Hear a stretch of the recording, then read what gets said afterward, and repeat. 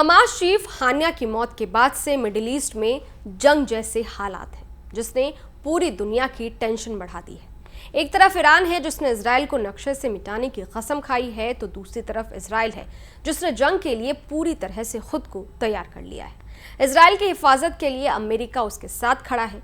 America ने Israel की रक्षा के लिए मिडिल ईस्ट में अपने जंगी जहाज तैनात कर दिए हैं। मिडिल ईस्ट में जारी तनाव के बीच रूस की भी खूब चर्चा हो रही है। कई मीडिया रिपोर्ट्स में दावा किया जा रहा है कि रूस इस जंग के लिए ईरान को मदद पहुंचा रहा है।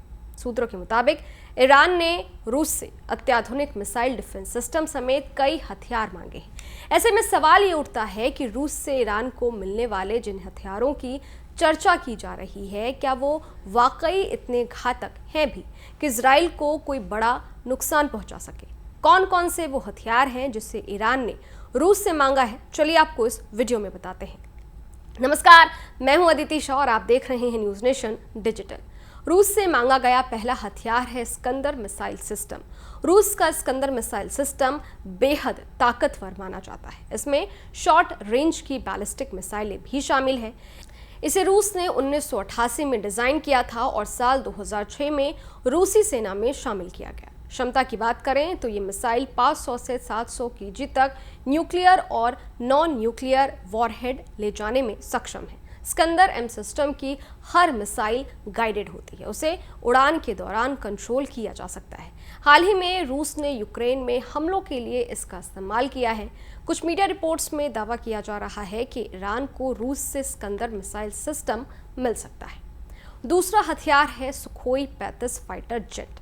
सुखोई 35 फाइटर जेट रूस का मल्टी रोल फाइटर जेट है। यह लड़ाकू विमान एडवांस रडार सिस्टम और लंबी दूरी तक मार करने वाली मिसाइलों से लैस है। इसे सुखोई 27 को अपग्रेड कर बनाया गया है, जिसकी वजह से माना जाता है कि यह युद्ध के लिहाज से काफी कारगर है। सुखोई 35 लड़ाकू विमान हवा से हवा में और जमीन पर सटीक निशाना लगाने में सक्षम है। इसकी अधिकतम स्पीड 2500 किलोमीटर प्रति घंटे की है। ये विमान एक साथ कई लक्ष्यों को साधने में सक्षम है। सूत्रों के अनुसार इजराइल से तनाव के बीच ईरान ने रूस से सुखोई 35 की मांग की है।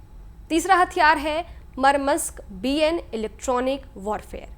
Murmansk BN electronic warfare system है जो 5000 किलोमीटर तक की दूरी पर रेडियो टोही दुश्मन के सिग्नल को रोकने और शॉर्ट वेव रेंज में उसका दमन करने में सक्षम है। ये सैन्य कम्युनिकेशन के साथ साथ नागरिक के मोबाइल कम्युनिकेशन को भी बाधित करने की क्षमता रखता है। इसे पहली बार साल 2014 में क्रीमिया में स्थापित किया गया था। चौथा है S-400 मिसाइल डिफेंस सिस्टम। ये डिफेंस सिस्टम बैलिस्टिक मिसाइल और लो फ्लाइंग एयरक्राफ्ट को भी इंटरसेप्ट कर सकता है। माना जाता है कि जिस जगह पर इसकी तैनाती होती है वहां हवाई हमला करना मुमकिन नहीं। हालांकि ईरान के पास रूस के S-300 मिसाइल डिफेंस सिस्टम है, लेकिन दावा किया जा रहा है कि ईरान उससे S-400 मिसाइल डिफेंस सिस्टम की मांग की है।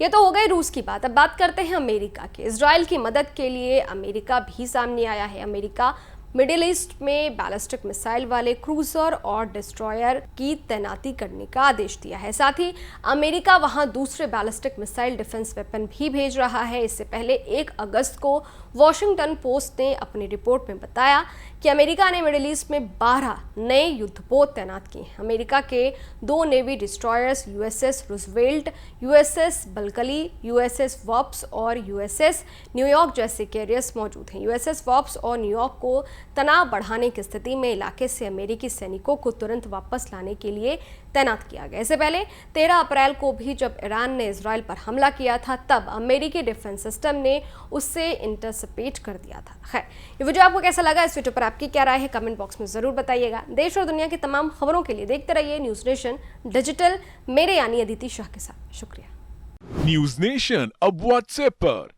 खबरों की ताजा अपडेट के लिए न्यूज नेशन के इस QR कोड को स्कैन करें।